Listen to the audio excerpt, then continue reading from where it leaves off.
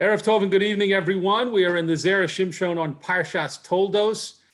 In the Zera Shimshon sefer itself, this is on Daf Reish Ayin Beis, Os Yud, section number 10. And in this week's Parsha, this coming week's Parsha of Toldot, we have, of course, the very famous story of Yitzchak Avinu at the end of his life, announcing that he wants to give a bracha to Esav and sending Esav out on a mission to bring back fresh meat. And Rivka overhears this, and she convinces Yaakov to dress up like Esav and to go in and to get the bracha from Yitzchak Avinu. So the issue of deceit and trickery and possibly and apparently misleading, Yaakov misleading his father, is one which, of course, gets a lot of attention in the Meforshim, and the Zera Shimshon is going to discuss that. He's going to talk about the general issue of truth versus falsehood first, and then he'll get into the question of what exactly happened with Yaakov Avinu when he came in, and was that really an action, was that really an act of deceit and falsehood that Yaakov Avinu committed? So let us begin. Again, this is Os Yud, section 10, Daf Reish Ayin Beis in the sefer. Gemara. The Gemara says, Parak Yud Aleph de Sanhedrin, in the 11th parak of Maseches Sanhedrin, Havehahu Asra, there was a town, there was a place, Vikushta Shmei, and the name of the place was Kushta. Kushta in Aramaic means truth, means emes. So the name of this place was truth. Delo havu mishana b'diburaihu. In this place, no one changed their words from the exact truth. That means that everyone spoke only the truth, no matter what the circumstances, no matter what the situation. People only spoke the truth, and they never deviated from that. Velo mayis inish dehosam, and the people of that place did not die below zamane, if it wasn't their time to die. Means that no one died before his or her time. No one died prematurely. Everyone lived out in this town of Kushta. Everyone everyone spoke only the truth, and they lived out their full lives. So the Zera Shimshon says, Yesh ledaktek ma inyan zeh lezeh.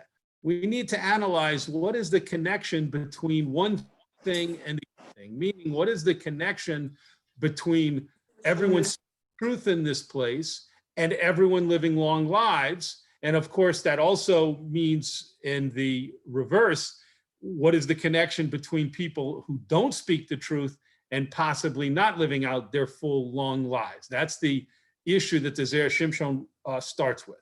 V'yesh lomar, and we can say, shehoil shehamisa lo ba'al la'olam ela machma sheker shediber hanachash lechava. Death did not come to the world, the phenomenon of death did not come to the world except through the falsehood that the nachash, the snake, spoke to Chava. V'heyisem ke Elohim. The nachash said to Chava that nothing would happen to her if she ate from the tree, and Hashem only had forbidden it because he did not want Adam and Chava to eat from the tree and become like gods, like divinities, and that was a falsehood.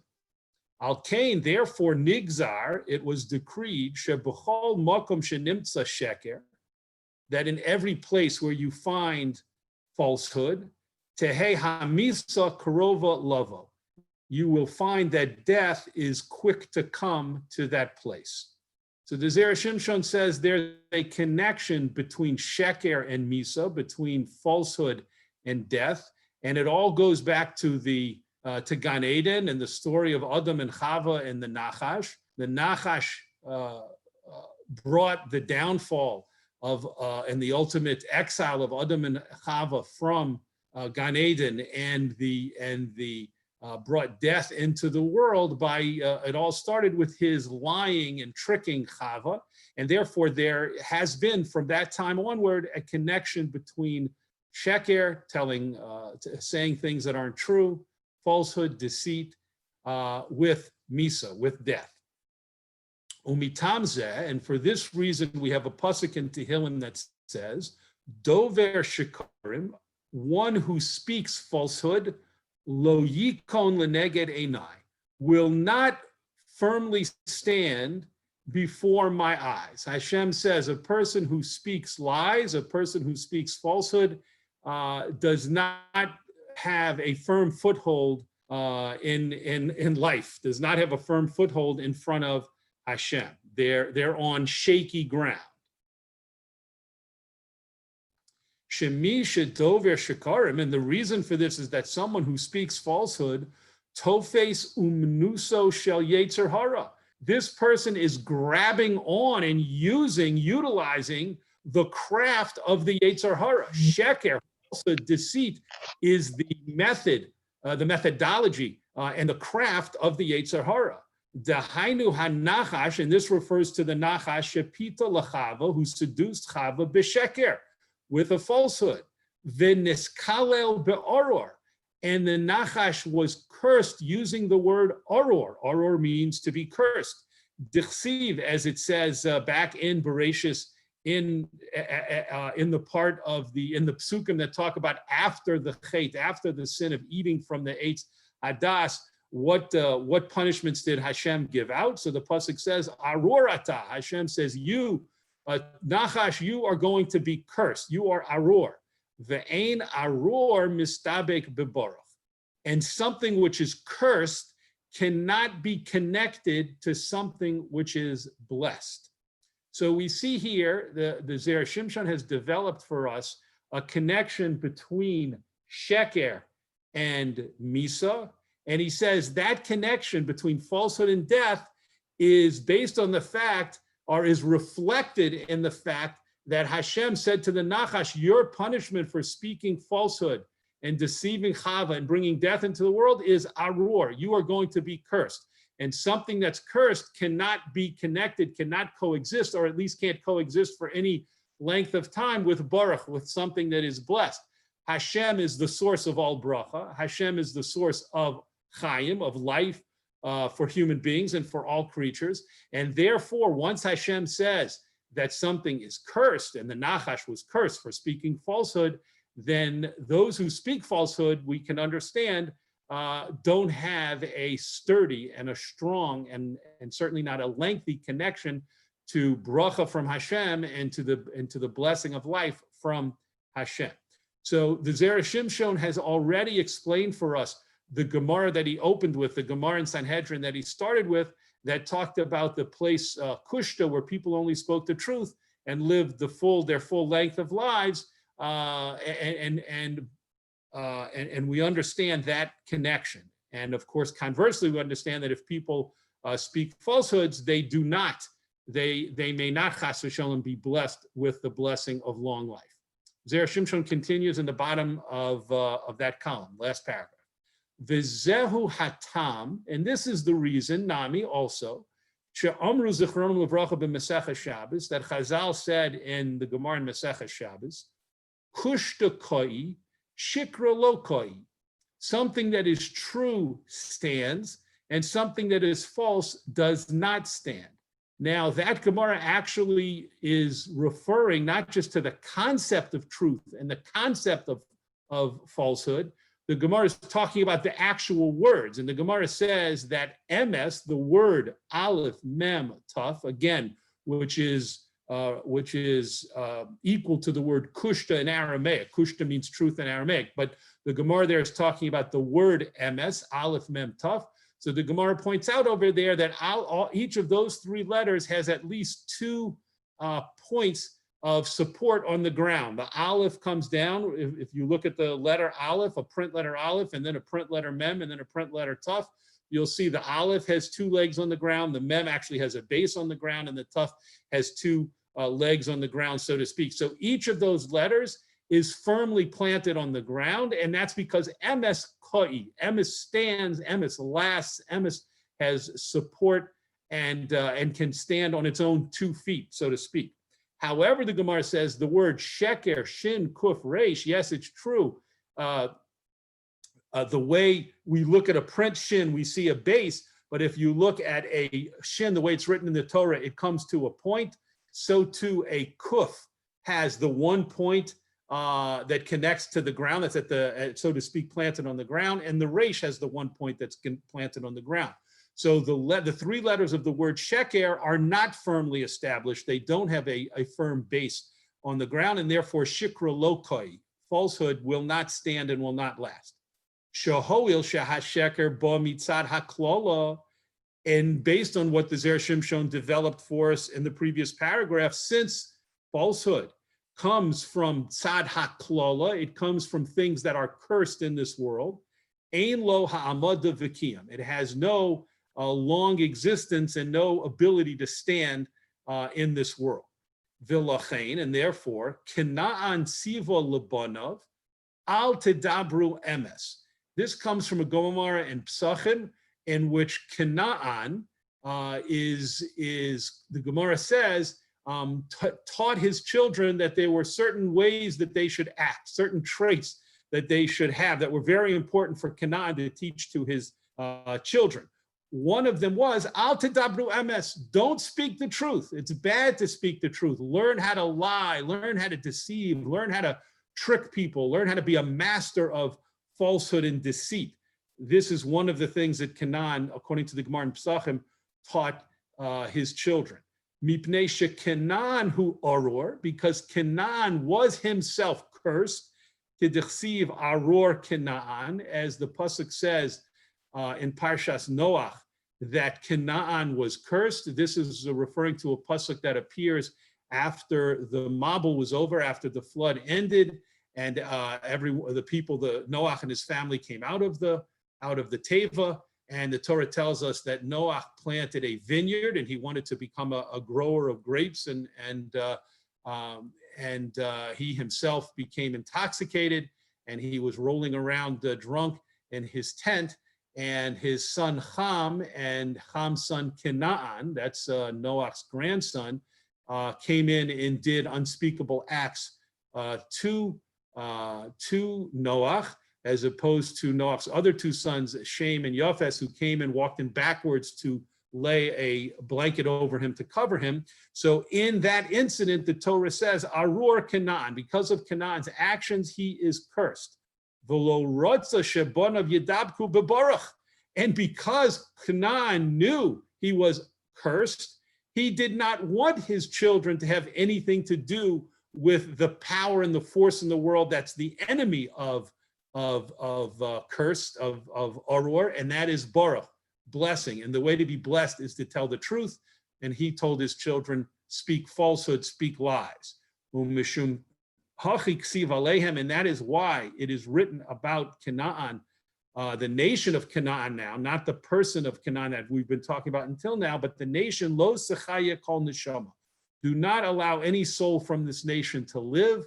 This is a reference to the mitzvah that was given to Bnei Yisrael when they were to enter the land and did enter the land under Yehoshua, to wipe out the 7 nations that lived there, the Shiva Amamim, the 7 nations, and Canaan was the foremost of those 7 nations, and that's why they had no claim to life. They were represented by Aror and Sheker, and they had no claim to be allowed to continue living. As we've said, Sheker has no support and no claim, cannot have a connection to Baruch, to Hashem, and to things that are blessed in this world, such as life.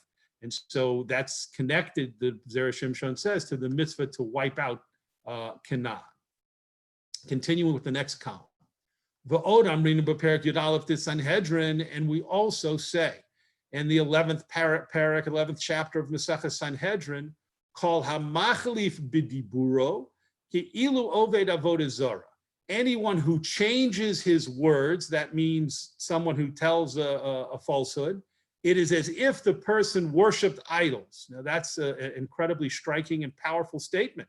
Avodah zara, as we know, is one of the worst averas, if not the worst avera in the Torah. And here we're saying that someone who lies, and we know, at least in modern times, lying is very common. And the Gemara actually talks about that previous Gemara that the Zera Shimshon quoted, talks about a sheker being shechiach, being very common. And here we're saying that's like worshiping idols. To speak falsehood and to lie and to deceive is like worshiping idols. Ksiv hacha v'hayisi be'enov kimsateya. And the Gemara supports that idea with two psukim. Here the Zera Shimshon only quotes the first pasuk. It quotes a pasuk from the story that we've already referred to about in our Parsha, about Yaakov coming in and dressed like Esav in order to receive the bracha.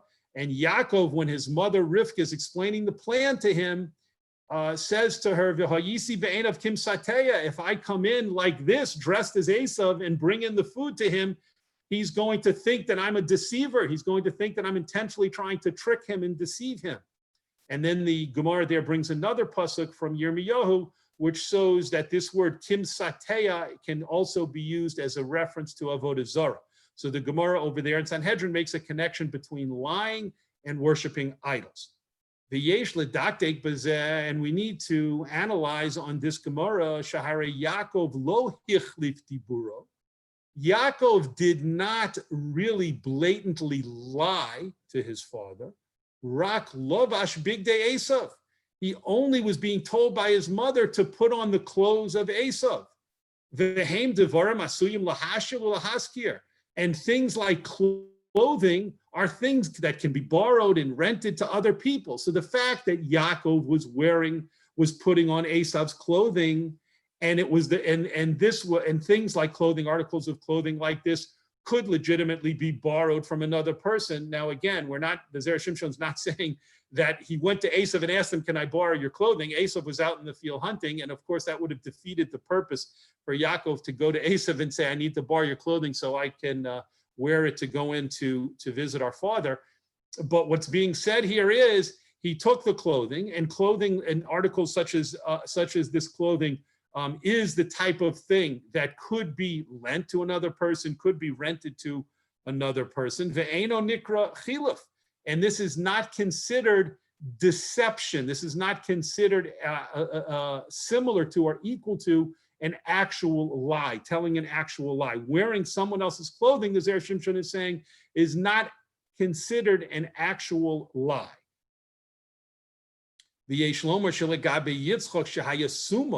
However, the reason Yaakov was so concerned about doing this was because his father was blind. So when you do this, Yaakov says, if I put on the clothes of Esav and I go into my father, he's a blind man. He will feel me to see who I am, and then the clothing will become something used to deceive him. And that was why Yaakov was concerned and expressed to his mother, I don't want to do something. I'm concerned about doing something that will result in my father feeling that I'm trying to trick him. And this is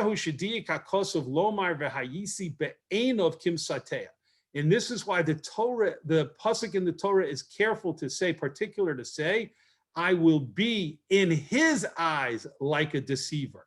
Yaakov Avinu could have said, and I will be like a deceiver, like a person deceiving someone else. I'll be like a person deceiving my father.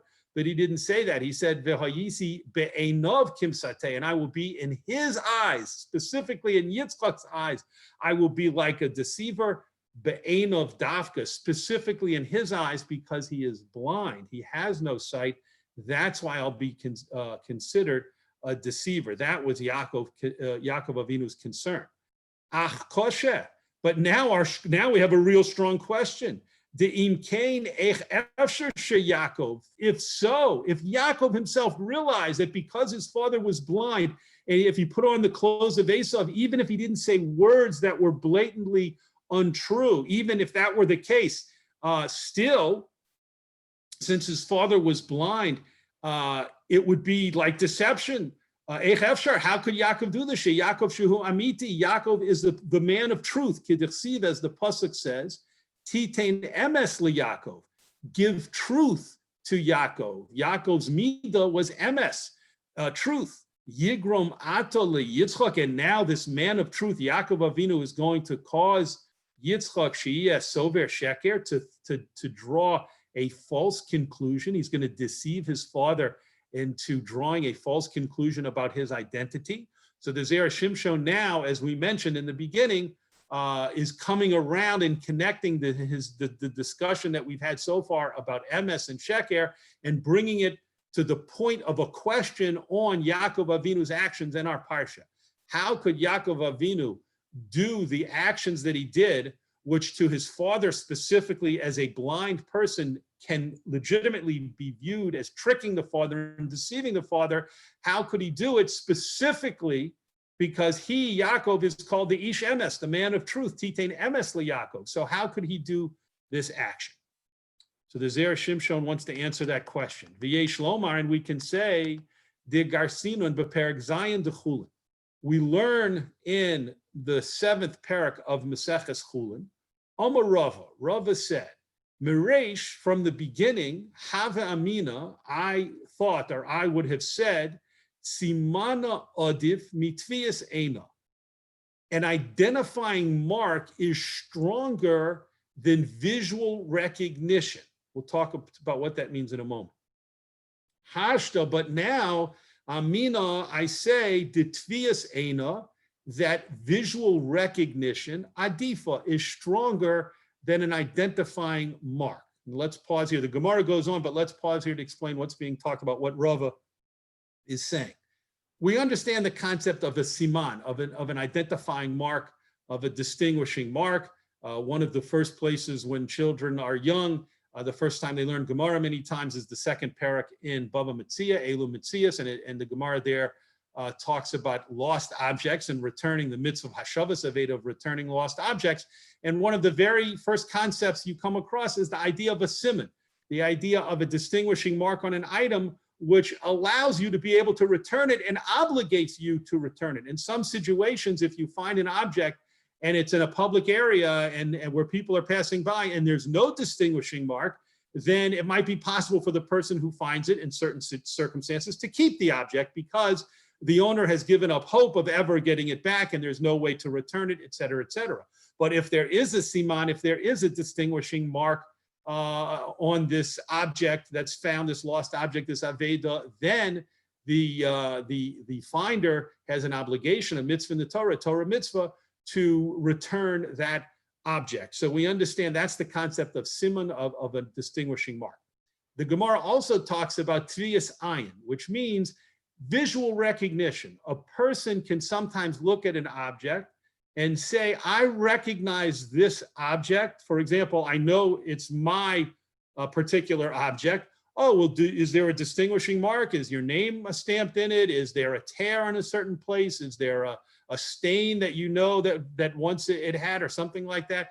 A person can say, no, there's no distinguishing mark that I can talk about that would convince someone else that this is mine. But when I look at it, I have visual recognition. I recognize it, that it's my object. And that has very strong halachic significance. And that's what Rava is saying. The Gemara there, in fact, right before Rava's statement, brings a couple of cases where people used tviyas ayin, visual recognition, to either reclaim a lost object or to say that meat, a big piece of meat that had been misplaced and lost and no one knew what had happened to it, could come back and be eaten by the owner, even though the owner couldn't prove by distinguishing marks that the meat had belonged to him, but rather he just said, I have tviyas ayin, I have visual recognition. This is the piece of meat that I set aside.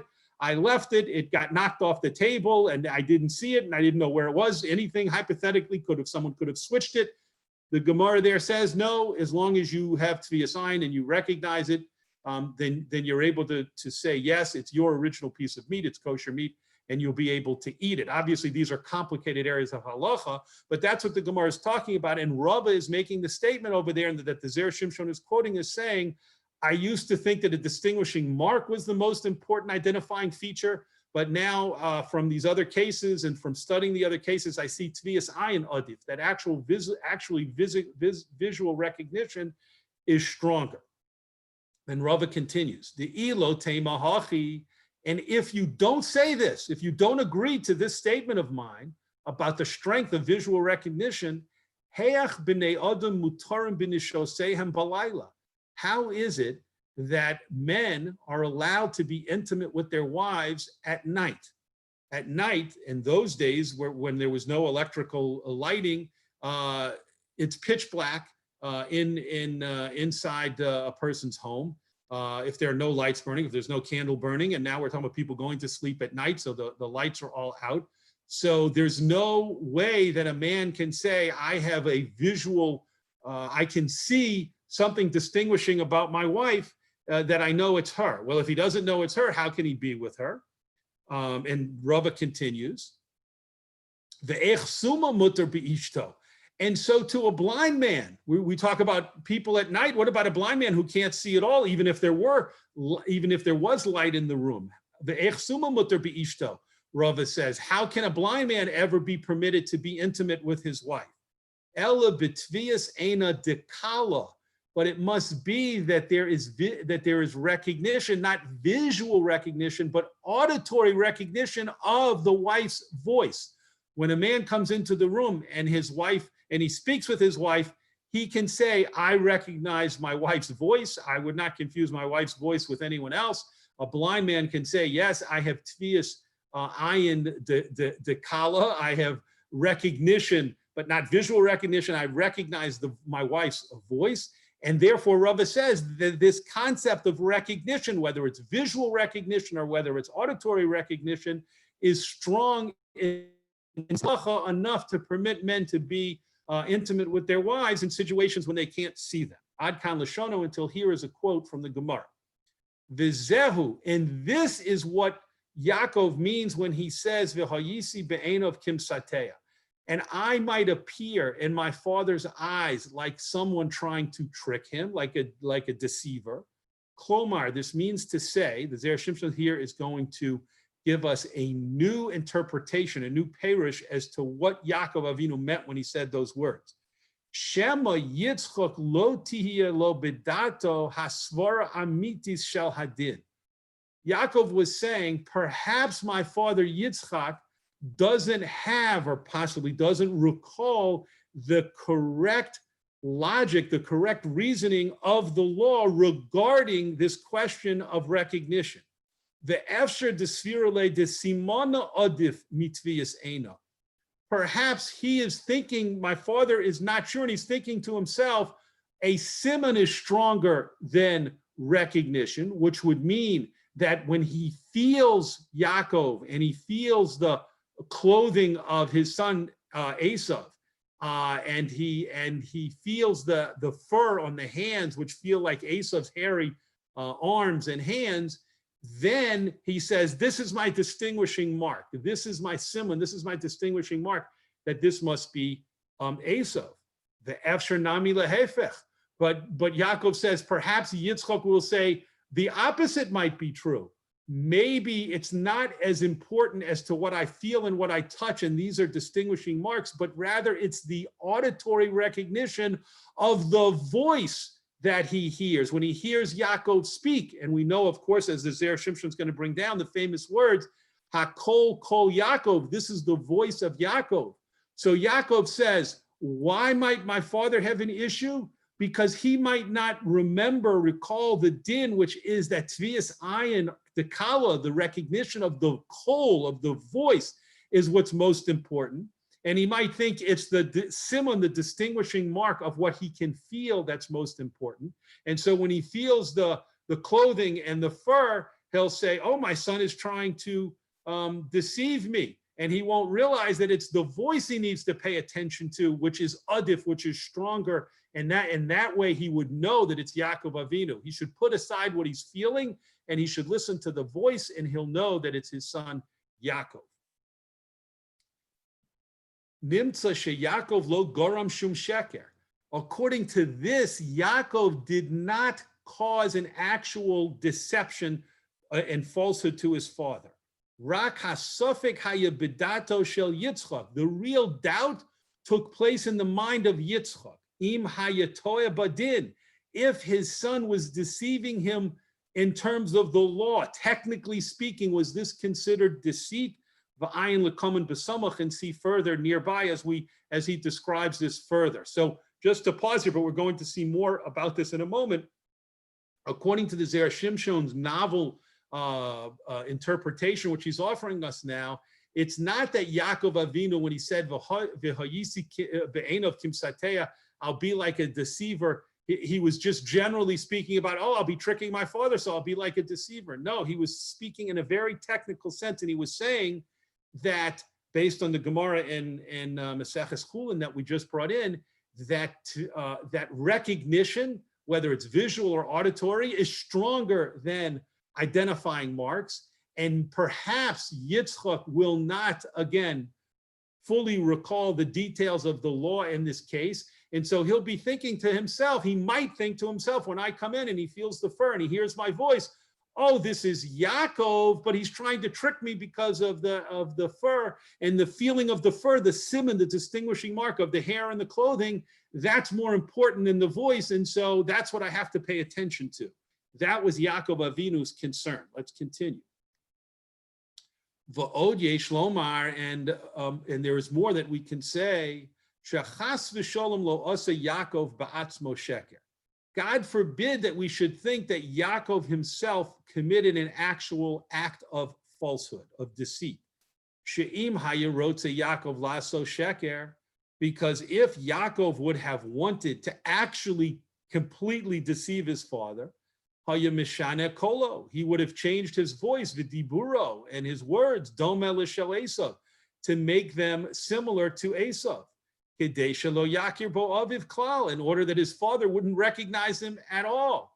Yaakov Avinu would have changed and maybe spoken with a deeper voice. He would have tried to imitate Esav's voice, and he would have tried to imitate what we imagine was the gruff and coarse and uncouth way that Esav spoke, certainly in comparison and relative to Yaakov Avinu.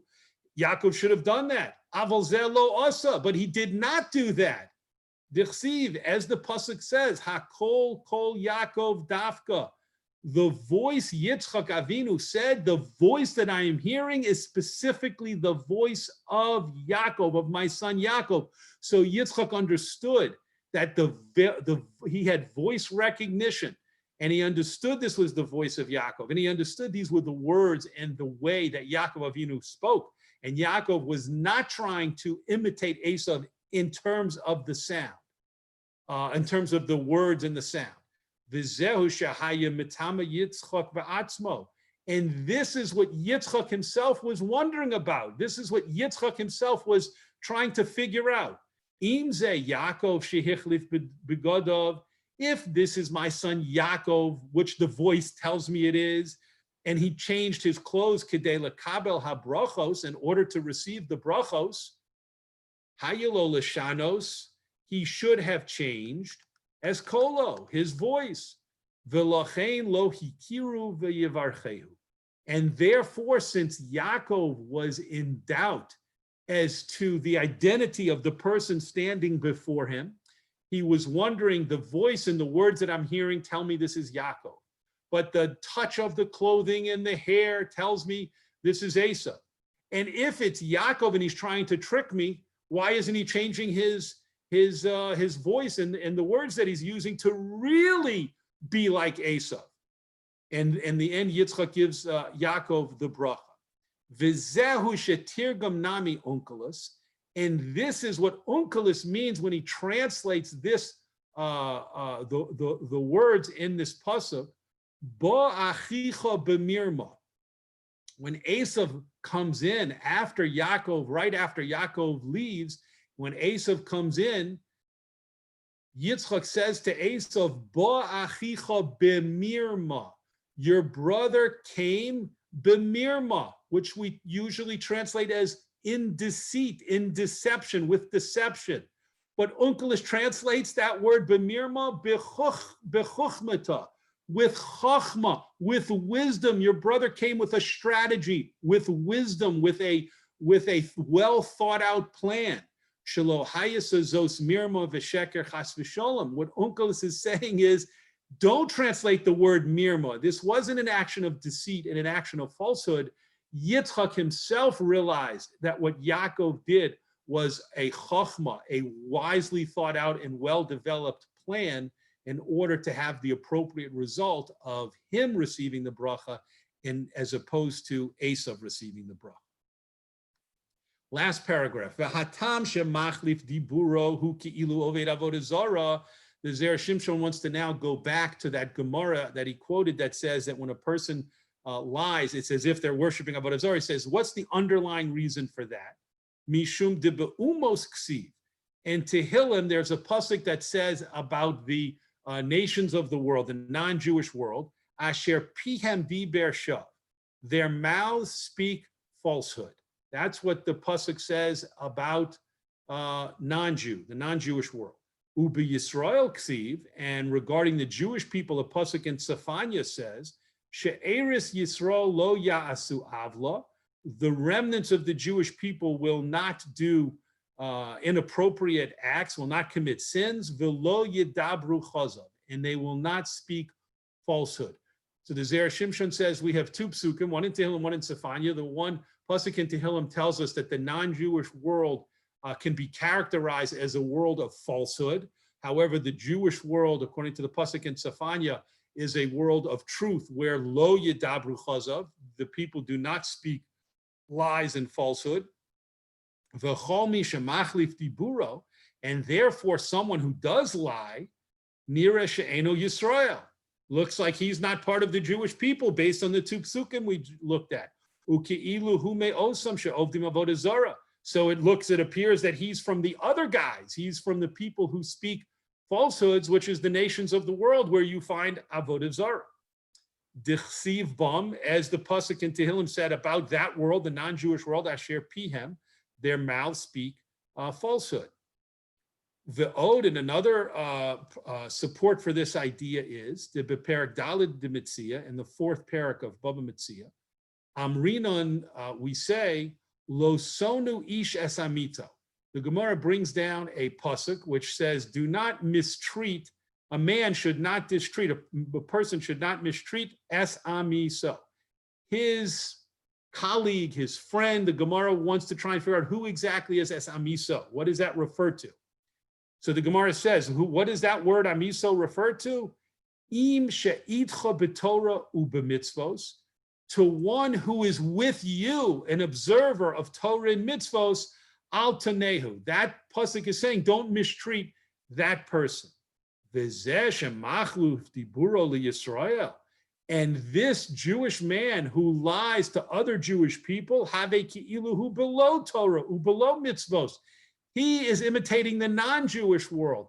And he therefore is someone who, because of his lies and his deceit, is showing himself in that aspect to be like part of the non-Jewish world. And the non-Jewish world, that's where we say, ki'ilu oved avodah zarah. It's as if a person is worshiping idols. And the Gemara in Bava Metzia is also saying, if a person is not with you and their observance of Torah and mitzvos, and an observance of speaking the truth and only the truth and avoiding falsehoods, then it's as if that person has no Torah and mitzvos, and it's as if that person is part of the non-Jewish world. And again, that's the world of avodah zarah. So the Zera Shimshon has concluded here with going back now and explaining that connection between, that the Gemara made between sheker, between lying, and oved avodah zarah.